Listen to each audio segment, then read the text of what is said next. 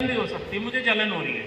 कभी कभी वो पेन एब्डोमेन में होती है, शोल्डर में होती है, जॉ में होती है, that can be heart attack. Okay, so basically हमें यहाँ पे क्लियर करना है कि सिम्टम कुछ भी हो सकता है।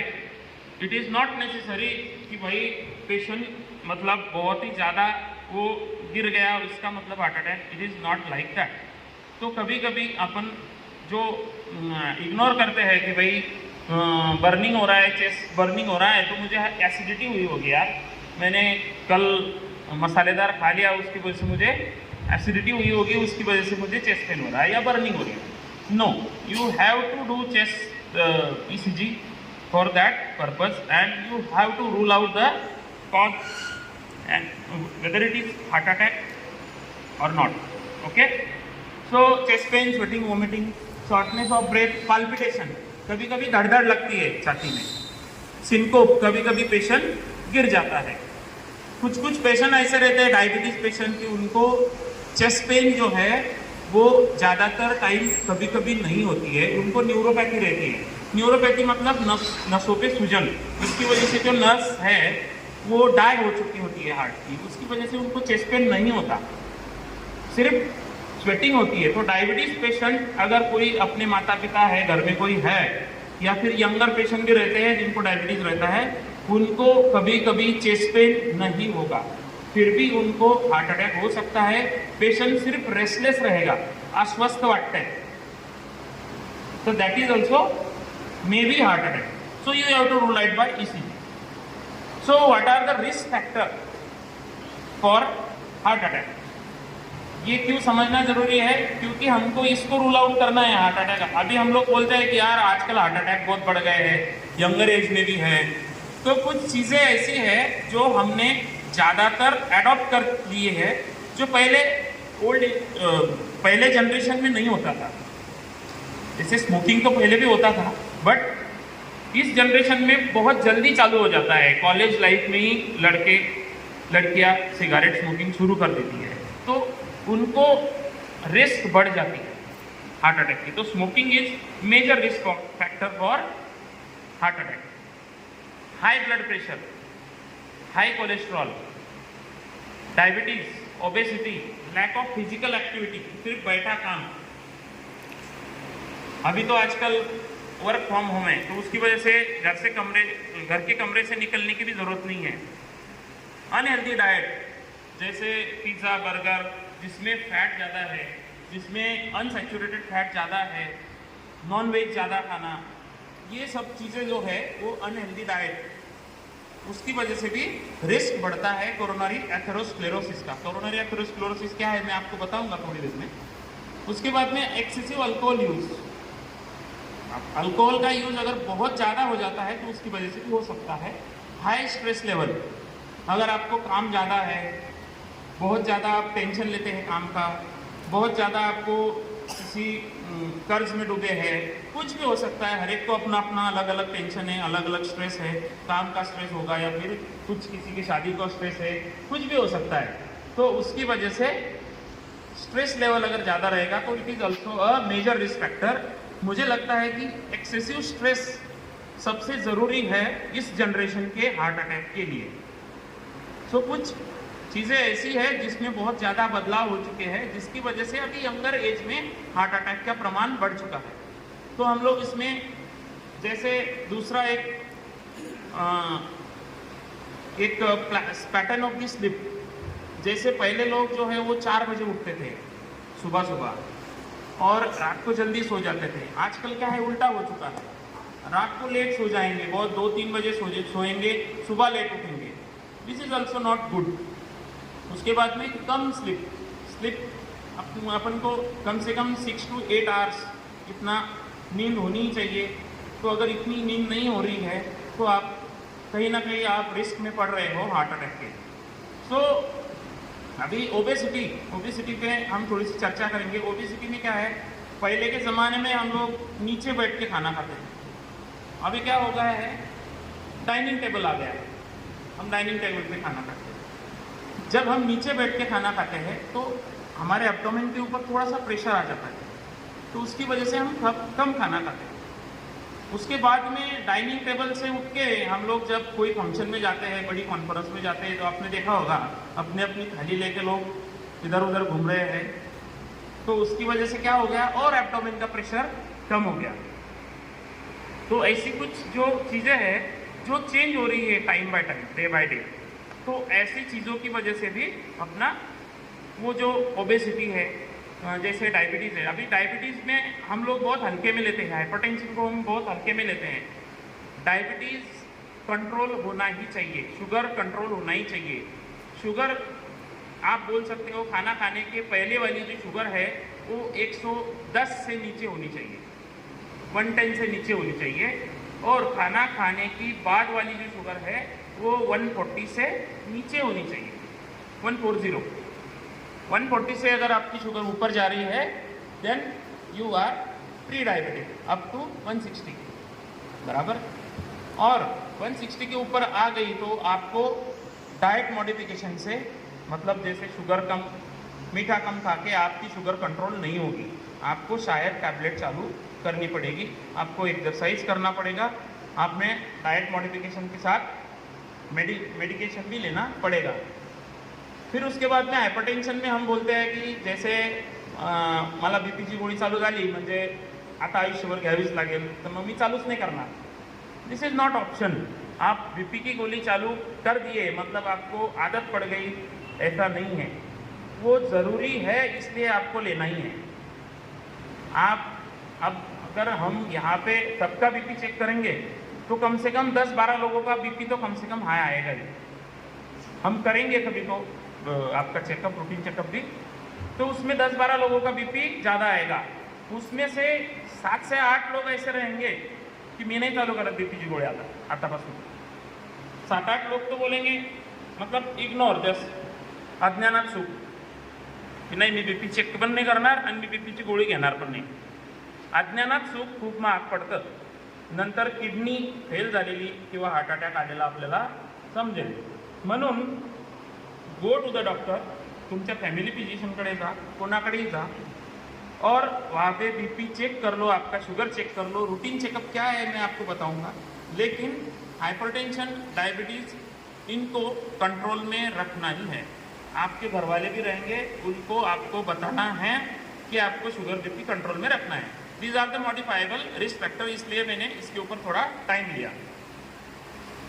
नॉन मॉडिफाइबल रिस्क फैक्टर है, जैसे एज अगर ज़्यादा हो गई तो उसकी वजह से भी रिस्क बढ़ता है। मेल में ज़्यादा रिस्क रहती है रादर देन फीमेल, लेकिन मेल और फीमेल का जो रिस्क लेवल रहता है वो आफ्टर 55 एज सेम हो जाता है।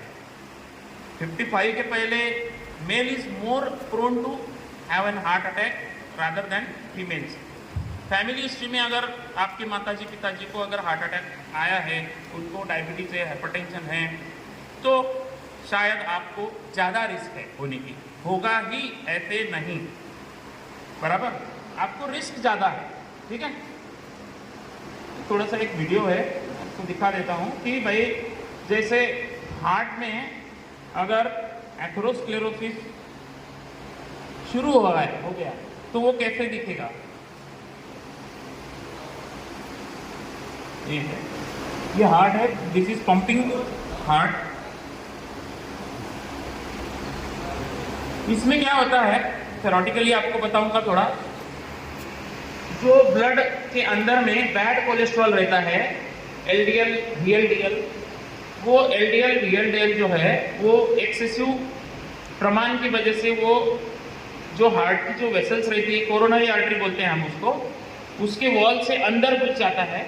अंदर घुसने की वजह से वहाँ पे ऐसे फैट के क्रिस्टल तैयार हो जाते हैं। वो फैट के क्रिस्टल जमा हो के वहाँ पे एक बड़ा सा एथेरोस्क्लेरोटिक प्लाक बोलते हैं उसको ही हम ब्लॉक बोलते हैं। ठीक आहे, हार्टमध्ये ब्लॉकेजेस झाले बघा म्हणजे काय झालं, तर हे ब्लॉकेजेस म्हणजेच एथेरोस्क्लेरोटिक प्लाक।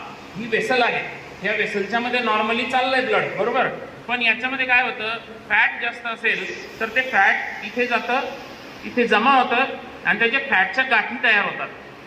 त्या गाठी म्हणजेच एथेरोस्क्लेरोटिक प्लाक, आणि त्याच्यामुळे काय होतं, इथे गाठ तयार झाली, ही वेसल अशी मध्ये झुकली, मग काय झालं, ओव्हरऑल व्हॉल्यूम कमी झाला, नॅरो झाली वेसल, मग ती 60, 50, 60, 70% तुम्हाला सिम्पटम येणार नाही.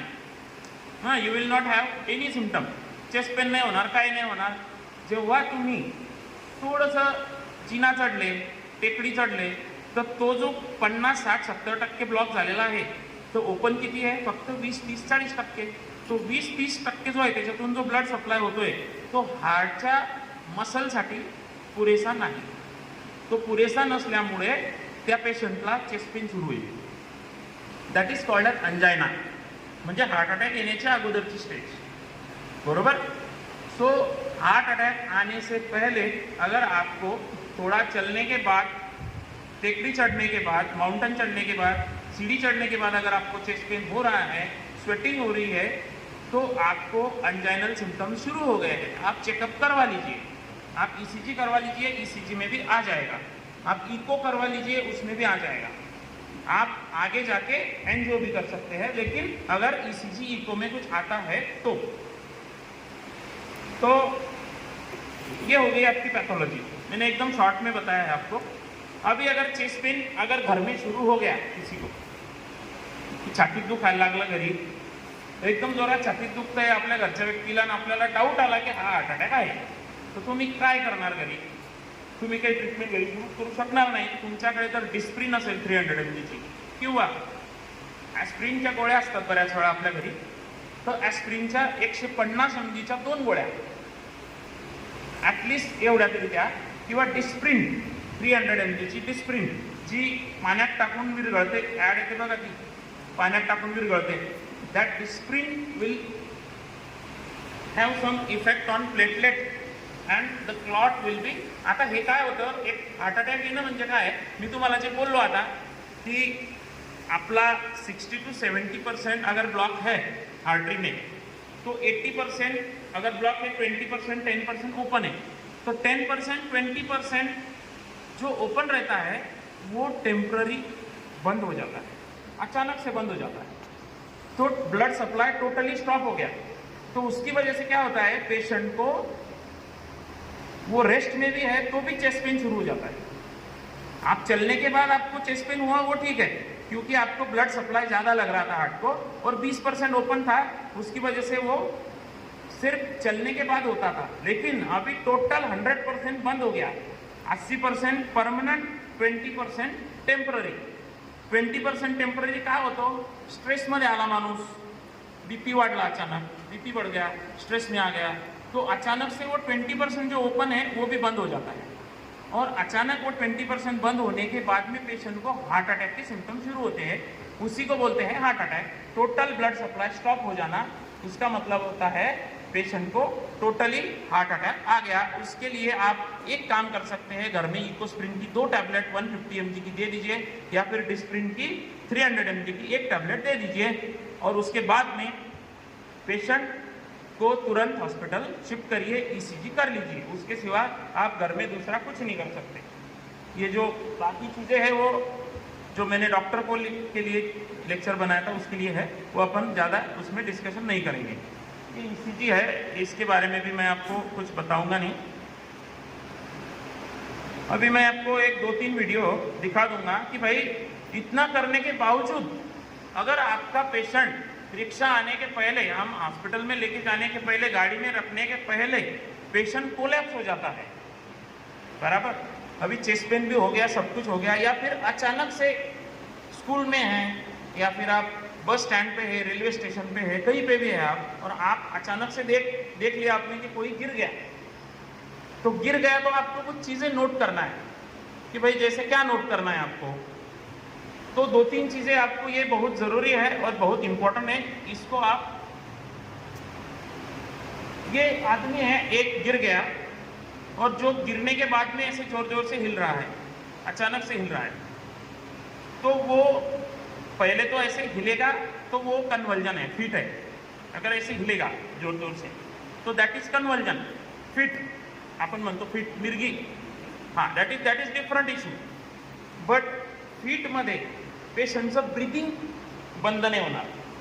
ज्या पेशंटचा हार्ट अटॅक आलाय आणि हार्ट बंद पडतंय त्या पेशंटला आपल्याला CPR द्यावा लागणार आहे.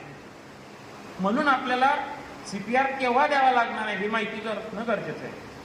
तुम्ही फिटच्या पेशंटला CPR देऊ नाही शकत. तुम्हाला फक्त थोडासा एक जो डिफरन्शिएटिंग पॉईंट आहे तो समजून घ्यायचा आहे. तो कुठला पॉईंट आहे? पेशंट पडल्यानंतर पेशंटची ब्रिदिंग जी आहे ती नॉर्मल ब्रिदिंग कशी असते आपली? नॉर्मली आपण जास्तीत जास्त जोरात घेईल पेशंट श्वास घेत असेल तर CPR द्यायची गरज नाही. श्वास घेत असेल पेशंट तर CPR देऊ नका.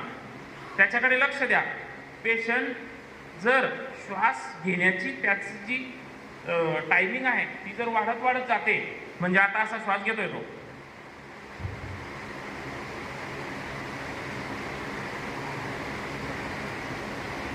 त्याचं जे अंतर आहे श्वास घेण्याचं ते वाढत चाललंय. भरपूर वेळाने श्वास घेईल. नंतर मग त्याचा जो श्वास असेल तो असा असेल,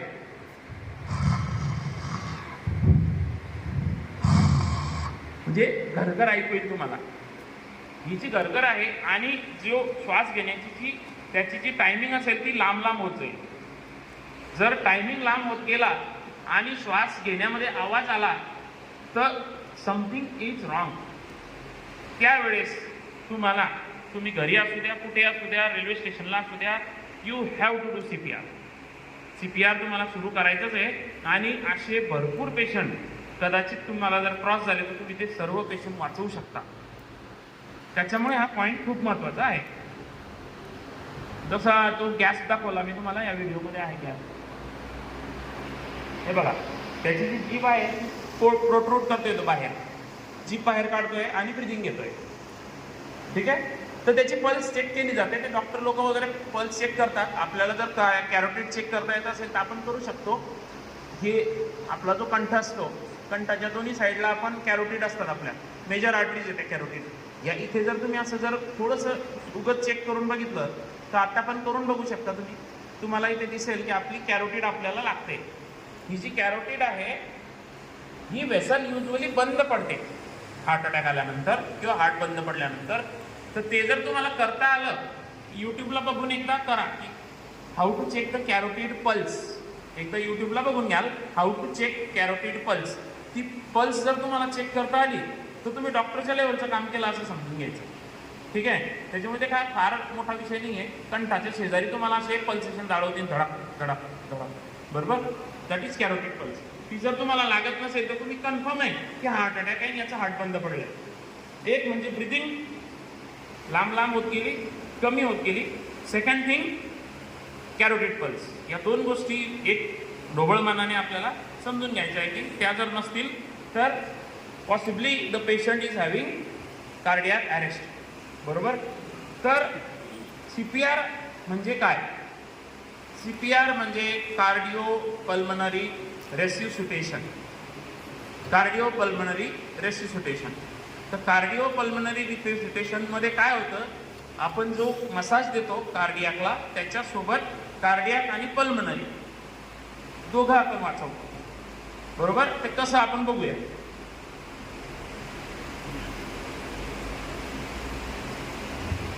आता इथे काही 2-3 गोष्टी आहेत. हे दिसतोय सगळ्यांना. आपण जे आता डिस्कस केलं की पहिल्यांदा पेशंटचं रिस्पॉन्सिव्हनेस चेक करा, त्याच्यानंतर कॅरोटिड पल्स चेक करा, त्याच्यानंतर रेस्पिरेशन चेक करा. रेस्पिरेशन चेक करताना ना आपला कान जो आहे तो पेशंटच्या नाकाजवळ न्यायचा आहे. कान जर आपण पेशंटच्या नाकाजवळ नेला का त्या पेशंटची जी हवा असेल, जो ब्रेथ रहेगा वो अपने कान को मतलब फील होगा. ठीक है. दैट फीलिंग मतलब पेशेंट सांस ले रहा है. उसके बाद में वो ऐसे देख लीजिए, that lady is seeing like that. तो चेस्ट उसका इलेवेट हो रहा है कि नहीं हो रहा है, उसकी वजह से वो ऐसे देख लीजिए. ठीक है. तो ऐसे देखना है. तो chest elevation, feeling of breath to your ear and carotid pulse, ये 3 चीज़ें हम लोग चेक करते हैं. ठीक है. ये अगर नहीं है तो you have to start CPR. CPR मतलब अगर उसके साथ में आपको ब्रेथ भी देना है और कंप्रेशन भी देना है. ब्रीदिंग क्या करना है, नाक बंद करना है पेशेंट का और माउथ टू माउथ सांस देना है. 1 मिनट में हम लगभग 8 से 10 सांस हमको पेशेंट को देना है 1 मिनट के अंदर. सो 10, 12, 15 कंप्रेशन देने हैं, उसके बाद में सांस देना है अगर एक आदमी है. अगर 2 आदमी है सीपीआर देने के लिए तो एक जन कॉम्प्रेशन देगा और दूसरा आदमी सांस देगा। अगर आपको हाइजीनिकली अच्छा नहीं लग रहा है तो रुमाल वगैरह निकालिए, कपड़ा वगैरह निकालिए, मुंह पे डालिए, उसके बाद में आप माउथ टू माउथ दे सकते हैं, ठीक है। उसके बाद या फिर आप रिलेटिव को भी बोल सकते हैं, कोई रिलेटिव किसी का होगा, अगर कोई 2 आदमी जा रहे हैं बस स्टैंड पे, उसका एक रिलेटिव होगा तो हम उसको भी बोल सकते हैं। उसके बाद में कॉम्प्रेशन कैसे देने हैं वो मैं प्रैक्टिकली थोड़ी देर में आपको दिखाऊंगा कि कैसे करना है। लेकिन ऐसे इस तरह से ये जो हाथ है इसके ऊपर ये हाथ रख के हमें कॉम्प्रेशन देना है। इसको मोड़ना नहीं है, ऐसे नहीं देना है, स्ट्रेट रखना है। ये देखो कैसे रखा है उन्होंने, इस तरीके से हमें देना है। और चेस्ट जो है वो 5 सेंटीमीटर डाउन जाना चाहिए, 5 सेंटीमीटर डिप जाना चाहिए अंदर, नहीं तो ऐसे ऐसे ऐसे कुछ फायदा नहीं उसका, ठीक आहे। गुदगुली होईल त्याला, फक्त बाकी काही होणार नाही। त्याच्यामुळे कमीत कमी 2 इंच आतमध्ये गेलं पाहिजे, त्या पद्धतीने चेस्ट ड्रॉप, म्हणजे हार्ट खूप मध्ये असतं ना, हार्ट डीप रहता है तो हार्ट तक वो थ्रस्ट जाना चाहिए। अगर हार्ट तक थ्रस्ट जाएगा तो हार्ट पंप होगा और ऑटोमेटिकली ब्लड बाहर निकलेगा, ठीक है। For children half to 1/3 of the chest depth to use with 1 hand और 2 हैंड। हम लोगों ने एक बार ऐसे दिया था, एक पेशेंट हमारे पास पीडियाट्रिक का आया था, हमने इस तरीके से दिया था। कभी कभी इन्फेंट जो 1 साल से नीचे रहते हैं उनको ऐसे देते हैं सीपीआर, मतलब उनको प्रेशर ज़्यादा नहीं लगता। तो according to patient's body condition, मतलब जैसे चेस्ट वाला अगर किसी का थिक है तो हमें ज़्यादा प्रेशर देना पड़ेगा। अगर कोई दुबला पतला आदमी है, लड़की है कोई दुबली पतली, तो उसको हम लोग थोड़ा सा कम प्रेशर लगाएंगे, क्योंकि रिब्स टूटने का उसमें रिस्क रहता है। रिब टूटने से कुछ होता नहीं है। और हम लोग जब हॉस्पिटल में आईसीयू में सीपीआर देते हैं तो बहुत बार रिब टूटा भी है हमारे यहाँ से, लेकिन उससे कुछ नहीं होता। अगर नॉर्मल आदमी है उसको अपन ने सीपीआर दे दिया, भाई उसका हार्ट चालू है ऑलरेडी, अपन को समझ में नहीं आया और हम लोग शुरू हो गए सीपीआर देने के लिए, यार मैं तो इसको आज बचा ही लूँगा कुछ भी हो जाए, लेक्चर में सुना है मैंने अभी, हम लोग आज बचाएंगे उसको। तो अगर आप ऐसा है और आपने नॉर्मल व्यक्ति को अगर सीपीआर दे दिया, आपके दोस्त है, साले तूने मेरे को क्या सीपीआर दे दिया था, मेरा पसली टूट गया, लेकिन उसी समय आप अगर कुछ गलती करते भी हैं तो नो प्रॉब्लम। कभी कभी नॉर्मल व्यक्ति को, नॉर्मल पर्सन को आप सीपीआर देंगे, लेकिन वो ज़्यादा टाइम नहीं होना चाहिए, नहीं तो उसको थोड़ा सा प्रॉब्लम हो जाएगा। कैसा है, वो पसली भी टूटना, उसके बाद में कभी कभी हार्ट को एब्रेजन्स होते हैं, तो एब्रेजन्स की वजह से कभी कभी प्रॉब्लम आता है, हीमोथोरैक्स होता है, मतलब ब्लड इसमें जम जाता है हार्ट के अंदर में। तो कभी कभी अपन को नहीं समझ में आता है, तो अपन अगर सीपीआर दे रहे हैं तो थोड़ा सा रुको। सीपीआर देने के रुकने के बाद में आप देखो कि उसकी ब्रीदिंग तो चालू है यार, फिर हम क्यों खाली पीली सीपीआर दे रहे इसको, तो वो देखना है, ठीक है। तो उसका ब्रीदिंग चालू है तो you do not do CPR. कभी कभी क्या होता है, you are doing the CPR, patient start breathing, क्योंकि उसको ब्रेन को ब्लड मिल गया और ब्रीदिंग चालू हो गई, आप स्टॉप कर दिए सीपीआर, आप वहां से निकल गए, तो उसका ब्रीदिंग वापस बंद हो जाएगा, ठीक है। तो जस्ट ऑब्जर्व कि उसका ब्रीदिंग कम हो रहा है क्या, वापस उसका ब्रीदिंग स्टॉप हो रहा है क्या। अगर ब्रीदिंग स्टॉप हो रहा है तो अगेन स्टार्ट सीपीआर, ठीक है। Again start CPR and do the CPR till you reach the hospital. आप जब तक हॉस्पिटल नहीं पहुंचते हो तब तक आप रिक्शा में, गाड़ी में, बस में, कहीं पे भी हो रहे हो आप सीपीआर देते रहो, ठीक है, जब तक हॉस्पिटल नहीं पहुंचते। और अगर उसका ब्रीदिंग ऑटोमेटिकली चालू हो जाता है तो स्टॉप द सीपीआर। आपको कैरोटिड पल्स लगती है कि यार मैं कॉन्फिडेंट हूँ, मेरे को कैरोटिड लग रही है, तो आप स्टॉप कर सकते हो सीपीआर। लेकिन आप कॉन्फिडेंट नहीं है, पेशेंट अनकॉन्शियस है, तो आप सीपीआर चालू रखो, कुछ ज़्यादा प्रॉब्लम होने नहीं वाला उसको, ठीक है, अगर वो नॉर्मल व्यक्ति है तो भी। 30 कॉम्प्रेशंस के बाद 2 ब्रेथ देना है, ठीक है, 30 बार, 1 2 3, मतलब जो सीपीआर है 1 2 3 4 5, 1 2 3 4 5, आप ऐसे काउंट करो या फिर डायरेक्ट 30 तक काउंट करो। फिर उसके बाद में 30 तक काउंट करेंगे तो उसके बाद में 2 ब्रेथ देना है, उसके बाद वापस काउंट शुरू करना है और उसी हिसाब से आप कंटिन्यू रखना है। जब तक आपको मदद नहीं मिलती तब तक आपको सीपीआर चालू रखना है। कभी कभी बिना हॉस्पिटल जाते ही पेशेंट उठ जाता है, बहुत बार हुआ है ऐसे भी। तो it is a life threatening, better chance of survival रहता है उसमें, क्योंकि क्या है, अगर ब्रेन को 4 से 6 मिनट तक अगर ब्लड नहीं मिलेगा तो ब्रेन डैमेज होना शुरू हो जाता है, और 10 मिनट के बाद में आपका उसका ब्रेन 100% डैमेज होने वाला है। उसमें कुछ ना कुछ उसको, या तो वो पैरालाइज रहेगा या तो फिर बोलेगा नहीं। अगर हम बचा भी लेंगे उसको 10 मिनट बाद, आप 10 मिनट ऑब्जर्व करते रहेंगे, यार ब्रीदिंग है कि नहीं देख लो यार पहले, फिर उसके बाद भी CPR चालू करूँगा। तो इतना टाइम पास नहीं करना है आपको पहले CPR चालू करना है, फिर उसके बाद में आप वेट करो कि वो ब्रीदिंग ले रहा है कि नहीं ले रहा है। ठीक है,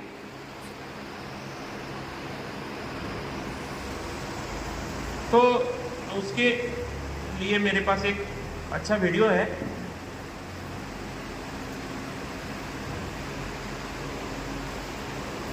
ये जो प्लेस है यहाँ पे आपको CPR स्टार्ट करना है, lower end of the sternum, lower end of sternum.